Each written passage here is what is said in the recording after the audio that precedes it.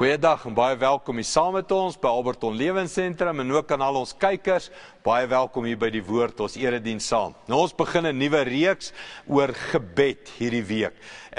Gebede in die Bybel waarna ons gaan kyk wat ons iets gaan leer van gebed. En ons gaan begin met Moses se gebed. In 'n oorlogssituasie, in 'n tyd van krisis, hoe bid jy? Hoe roep jy na God? Voordat ons daarna gaan kyk, kom ons staan op en kom ons sing saam.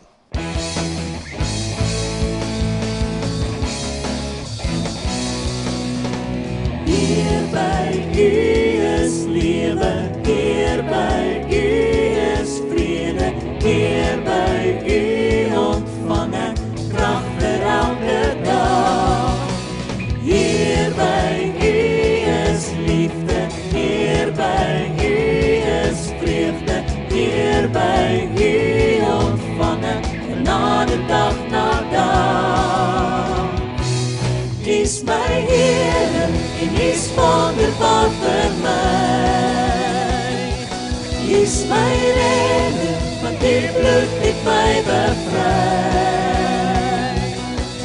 Ek kan leef in volle oorwinning, ek kan leef want U is my koning, U is my Jesus en U is wonderbaar vir my. U is my Here en U is wonderbaar vir my. U is my redder, want U bloed het my bevry. Ek kan leef in volle oorwinning, ek kan leef want U is my koning, U is my Jesus en U is wonderbaar vir my.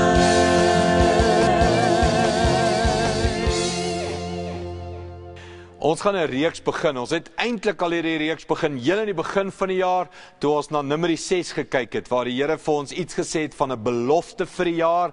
Ek sal julle seën, ek sal na julle kyk, ek sal vir julle sorg, ek sal julle gebede hoor, ek is beskikbaar vir julle, ek wil 'n verhouding hê. So ons het na Numeri 6 gekyk heel in die begin van die jaar, 'n gebed vir die jaar 2014. Toe het ons so bietjie net afgewyk en na iets anders gekyk en nou is ons terug by gebede vir hierdie jaar. Nou ek wil die gebed van Moses vandag met jou behandel. Nou, voordat ek dit gaan lees, kom ons gee gou konteks. Moses het uit die beloofde land, uit Egipte land uit die volk gevat. Hulle het gekom reg voor die beloofde land. Die volk het nie geglo dat die Here hulle die oorwinning gaan gee nie. En toe in daai tyd, toe hy die verspieders uitstuur en hulle terugkom, en hulle sê, nee, ons gaan nie die stad kan binneneem nie, toe sê die Here 40 jaar woestyn toe. Ons gaan hierdie ongelowige geslag eers van ontslaa raak en dan gaan die jong nuwe generasie gaan die beloofde land inneem. So daai hele verhaal kan jy maar gaan lees in die eerste 5 boeke van die Bybel. Nou dan kom hulle hier op hierdie stadium in oorlog. Terwyl hulle nou in die woestyn gaan vir 40 jaar, kom hulle elke nou en dan met 'n ander stam, 'n ander volk te doen en daar's oorlog wat plaasvind. Nou deel van die doel van oorlog, God wou Israel leer oorlog voer, want in Egipte het hulle geen oorlog gedoen nie. Hulle het nie geleer opstaan teen 'n vyand nie. En dis iets ook in my en jou lewe. Daar is versoekings, daar's sonde, daar's moeilike situasies, probleme in ons lewe, omdat God jou en my wil leer hoe om te bid, hoe om te stry, hoe om in dissipline te leef, hoe om vriende in jou lewe in te kry, hoe om die ritmes in jou lewe in te bou, sodat jy 'n gesonde lewe kan hê. Nou, Moses het al baie van dit geleer, maar die volk moet dit saam met hom leer. Nou, wanneer ons by hierdie verhaal uitkom, waar hulle gaan veg en 'n oorlog gaan voer, is Moses al 'n bejaarde man. Hy sal in sy diep 60s, naby dalk in sy 70s. Dis 'n paar jaar voordat hy die hele ongelowige geslag uitgewis is. So, hier's 'n bejaarde man met hierdie jong volk wat gaan oorlog voer en hy's die leier. Hy gaan nie saam beklei nie. Want hy het nou al geleer, hy kan nie meer so goed wees met die swaard en die spies nie. Hy het ander wapens. Moses se wapens is gebed. Hy ken God. Hy kan met die Here praat. Nou kom ons gaan kyk aan Eksodus 17, hierdie oorlog en wat gebeur het. Joshua het gemaak soos Moses vir hom gesê het. Hy het teen Amalek gaan veg. Intussen het Moses, Aaron en Hur teen die koppie uitgeklim, Solank Moses sy hande in die lug opgehou het, was Israel aan die wenkant. Sodra hy sy hand laat sak het, het die Amalekiete die oorhand begin kry. Moses se arms het naderhand begin moeg word. Aaron en Hur het hom op 'n klip gaan laat sit. Hulle het weerskante van hom gaan staan en sy hande in die lug gehou, totdat die son ondergegaan het. Josua kon toe Amalek en sy volk verpletterend verslaan. Kort stukkie, kort gedeelte, wat sê dit vir ons? Kom ons begin met 'n paar punte hier rondom. In die eerste plek, Moses en 2 vriende klim die koppie op, klim eintlik 'n berg op. Hier onder in die gelykte in die vallei is Josua besig om oorlog te voer. Toe Moses hulle bo kom waar hulle nou 'n mooi bird's eye view, 'n mooi uitkyk kan hê oor wat gebeur met hierdie oorlog, toe begin Moses te bid. Nou hier is iets in hierdie gebed wat jy moet raak sien. Die skrif gee ons nie detail nie, hulle gee dit net so kort, hulle het koppie geklim uit sy hande in die lug, maar Moses kom bo, en ek het 'n prentjie van 'n bejaarde man wat iets geleer het in sy lewe. En wat hy geleer het is, wanneer jy desperaat begin bid na God, lig jou hande op. Tel jou hande op en roep na die Here. Nou, hierdie prentjie, my swaar, Koos, wat met my oudste sussie Barbara getroud is, ek sien hom voor my, hy's 'n kunstenaar, hy's dramaties, hy skryf gedigte en boeke en series en al hierdie klas van goed. En ek sien hom, hierdie Desember vakansie weer, as my kinders mal raak, en is fietsen, en is val, en is groot chaos aan tafel, koeldrank word omgestamp, of wat ook al, dan sien ek vir Koos, en dan lig hy sy hande so op. Dis daai desperate, help, is chaos. Ek sien daai prentjie. Moses, 'n bejaarde man wat weet, as daar oorlog in jou lewe is, lig jou hande in die lug. En sê, Here, ek het hulp nodig. Here, net U kan ons help. Nou hoor gou mooi, vir baie mense is hierdie, is nie so belangrik nie. Ek wonder of Moses hierdie punt in sy 20's geleer het. Ek dink nie heeltemal so nie. Sien, in ons 20's, ons is saam met Josua in die oorlog. Ons beklei, ons fiks goed. Ons beklei, ons is kwaad, ons is aggressief, ons gaan dinge doen. In ons 30's, man, ons is dalk nou al voor Josua, en ons is die leiers, en ons is sterk ouens, en ons kan oorlog voer. In ons 40's, het ons al agtergekom, hoor ek word bietjie gouer moeg, en die Here moet my bietjie help, en hier's midlife crisis, en die kinders, en ek het nie al die antwoorde in die lewe nie. So dalk is gebed nogal iets waaraan ek moet dink. In jou 50's, het jy al baie meer geleer, hoor jy, gebed is iets fantasties. Gebed bring jou in kontak met die hemel, gebed bring 'n beskikbare God in jou lewe in, en daar's baie meer krag in gebed, as 'n jong man in sy 20's en sy 30's. So ek wonder hoe Moses hierdie geheim geleer. In sy 60's, in sy 70's, wil hy amper sê, julle jong mannetjies, beklei julle maar. Julle manne wat so stoei en skarrel hier op haar, julle manne wat nog sukkel met versoekings en midlife, weet jy, gaan julle aan, ek het geleer. Daar's een plek waar ek oorlog voer. En dis met my arms in die lug, besig om te bid en vir God te roep en te pleit. Kom help, kom doen iets, kom antwoord ons, kom praat met my, kom verander my, kom genees my, kom verlos my van hierdie sonde. Maar hy roep nie, hoe ons baie keer roep so in stilte. Ek bedoel, party mense se gebede is, jy kan skaars 'n mond sien beweeg, né? Party mense se gebede is, jy kan skaars 'n hart sien beweeg, né? Rond die mond. Party mense is net so, ja, ons het gebid, ja, ons bid baie, maar jy kan niks sien nie. Moses leer ons in sy 70's, 'n bejaarde man, as jy met God praat, laat alles praat. Praat met jou hele wese, praat met jou hele lewe, praat met jou liggaam, jou verstand, jou hart, jou emosies. Kom in kontak met God ten alle koste. Dis die moeite werd, dis al wat die oorlog gaan laat wen. Dis al wat jy moet doen en aanhou doen. Kom in kontak met hom. So, ek het hierdie prentjie van 'n bejaarde man wat amper sê, ek gee nie om hoe dit vir julle lyk nie. Ek gee nie om wat die jong manne sê nie, maar hier's die krag. Nou, baie oulik in die storie, sê dit elke keer, as Moses sy hande laat sak, dan begin die Amalekiete oorhand kry. En as hy sy hande weer opsteek, dan begin Josua oorhand kry. Nou, net vir interessantheid, ek wonder, Wanneer het Aaron en Hur dit agtergekom? Ek bedoel, hulle het dalk saam met Moses gebid, gesê, Here help ons, God van Israel, kom tot ons verlossing, en hulle het saam gebid, oë oopgemaak, kyk wat gebeur, okay, dit lyk beter, dit lyk sleg, oë toegemaak, weer gepraat, en iewers het een agtergekom, hoor jy, elke keer as Moses se arms afgaan, dan kom die Amalekiete oor, en dan, as sy arms weer opgaan, dan kom, het jy al oor al gedink, hoe het hulle het agtergekom? Daar moes iets gebeur het, dit was fisies, dit was nie net in die gees nie, dit was nie net emosie nie, iets het gebeur wanneer hy bid, en iets het gebeur wanneer sy hande opgaan, daar was beweging in die momentum van sukses, van oorwinning, nou, net so in jou lewe, ek wonder hoe sensitief is ons baie keer, oor die effek wat ons gebede het vir ons kinders. Die effek wat ons gebede het vir ons land. Die effek wat ons gebede het vir ons kerke. Ek wonder hoe sensitief is ons vir, as ek bid, gebeur iets. As ek ophou bid, dan wen die duiwel. Ek dink baie van ons traai maar bid. Nee, wat sal hy sê? Ons skiet maar so klip in die lug, en as hy val, as hy tref, as dit werk, as dit nie werk nie. Moses het agtergekom, gebed werk. Gebed verander my. Gebed verander die omstandighede. Gebed verander jou wêreld. Gebed, as ek bid, wen ons. As ek nie bid nie, verloor ons. As ek bid, gebeur iets. Hy het dit raak gesien op 'n manier, en nou hier is my begeerte, ek wens, elkeen van ons, kan dit raak sien, dat as ons na God roep, gebeur iets.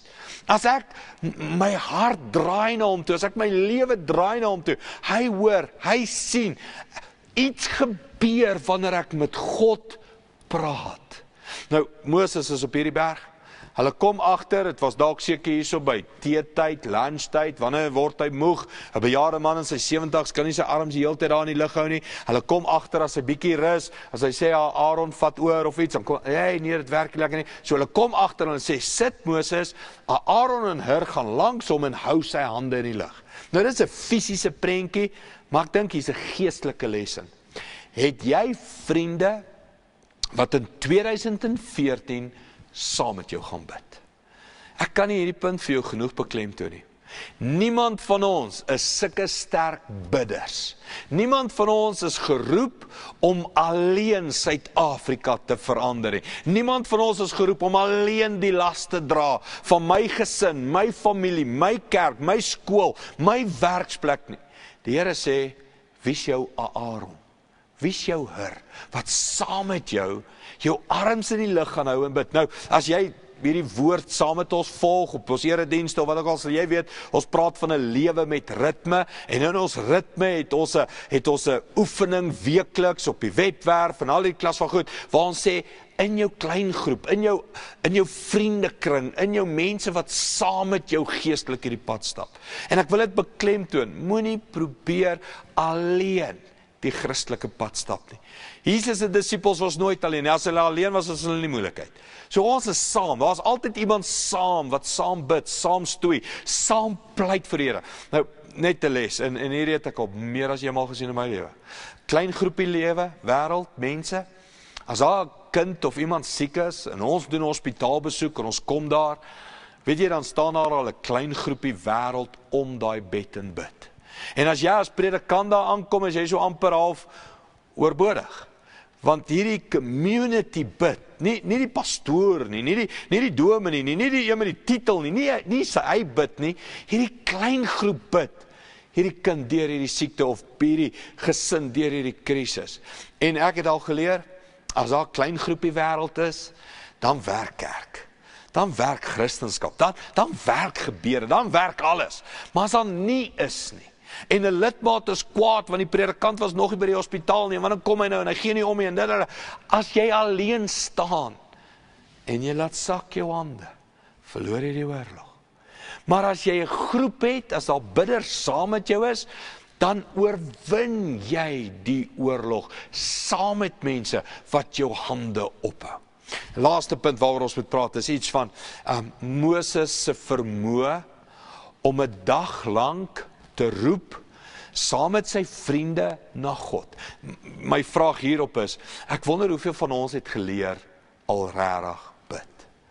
Meeste van ons praat van skietgebedjies, né? Ek het voor die vergadering 'n skietgebedjie, in die kar 'n skietgebedjie. My hele lewe is 'n klomp skietgebedjies net. Here, U sien, Here, U help, Here wel, gou hier, gou daar, kinders by skool.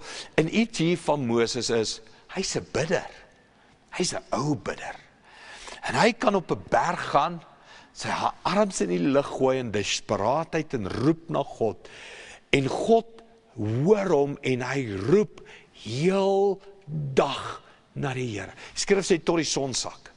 Nou ek is eerlik, eerstens ek's nog nie in my 60, 70s nie, en ek dink nie ek kan al so bid nie. Ek kan 'n paar uur dalk hier in die kerk spandeer. Ek kan 'n paar minute of wat in my binnekamer wees en regtig na die Here roep, maar het ek al geleer om met die Here te praat, stil te word in sy teenwoordigheid, hart en siel met my hele binneste na hom toe gaan, wanneer daar 'n oorlog is, wanneer daar 'n kind in 'n oorlog is, wanneer daar 'n huwelik in 'n oorlog is, wanneer daar 'n liggaam, wanneer daar sonde in 'n familie en 'n gesin is, wanneer daar sonde in my is, regtig met God ontmoet, my arms uitgooi, saam met vriende kom en sê, ons bid vir verlossing. Nou baie interessant, né? Onthou nou, daar moet die hele volk uitsterf, voordat die volk in die beloofde land kon ingaan. Ek wonder wat was die reaksie van die jong manne onder in die oorlog wat opkyk. En hulle sien Moses bid en hulle sien die oorwinning. En hulle sien Moses nie bid nie en hulle sien hier kom probleme. En hulle sien Moses bid en hier kom oorwinning. Wat doen dit aan hulle geloof as hulle opkyk na Moses bo op die berg en sê, ek wil eendag so wees. Kom ons praat bietjie oor ons huise, oor ons gesinne, oor Suid-Afrika. Het ons sulke bidders na wie ons opkyk en sê, as my pa in sy kamer ingaan en die deur toemaak en is bidtyd, is daar kinders in die TV-kamer of slaapkamer waar ook al wat sê, ek wil eendag so wees. Ek wil eendag soos my pa op sy knieë die wêreld, die lewe, die probleme, die versoekings, die finansies, die politiek, die ekonomie. Ek wil eendag soos my pa hierdie goed hanteer. Het ons sulke voorbeelde? Nou kom ek gee jou 'n eenvoudige antwoord. Kom ons word dit vandag. Het gaan nie oor, nou moet ek 20 jaar gaan leer nie. Nou moet ek, nee, begin vandag. Al wat jy doen nou is, jy sê ek gaan begin bid. En ek gaan môreoggend 5 minute my deure toemaak en ek gaan met die Here praat. Ek gaan op die webwerf gaan en ek gaan 'n oefening kry en ek gaan saam met ander gelowiges bid. En ek gaan 'n klein groepie manne om my kry, vroue om my kry, gesinne om ons kry en ons gaan eenmal 'n week bymekaar kom en ons gaan net saam bid. En ek sê nou vir jou, dit gaan soos 'n oogwink wees en jy gaan agterkom, ek het 'n bidder geword.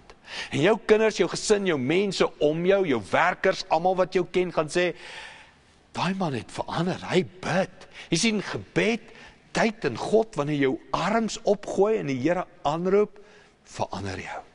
En almal kan dit sien. Kom ons oefen, kom ons leer om hierdie jaar na 'n beskikbare God toe te draai en 'n verhouding in gebed met hom te begin, saam met ons ander medegelowiges. Kom ons luister na hierdie lied. Ek wil voor U almal bid, met my hele hart vertrou, van U groot ontferming, genade vir 'n sterflik. Ja, daar is geen einde aan U liefde nie.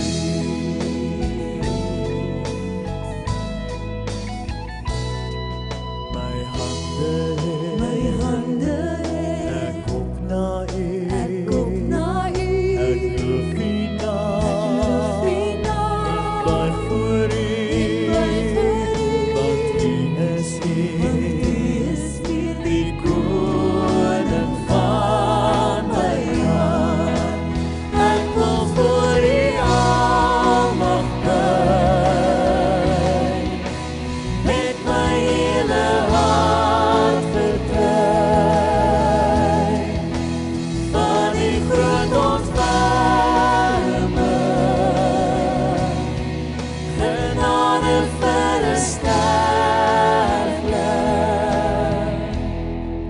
Ja, daar is geen einde aan U liefde nie.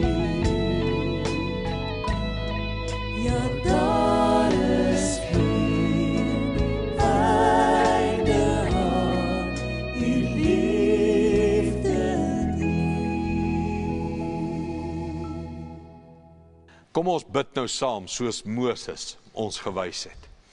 Hemelse Vader, ons kom in Suid-Afrika en ons gooi ons hande in die lug. En ons roep U aan vir oorwinning teen armoede, teen geweld, teen gebroke huwelike, teen alles wat nie van U is nie. Dankie dat U bidders opwek in Suid-Afrika, manne en vroue, wat van vandag af meer ernstig gaan bid. Dankie daarvoor in Jesus naam. Amen.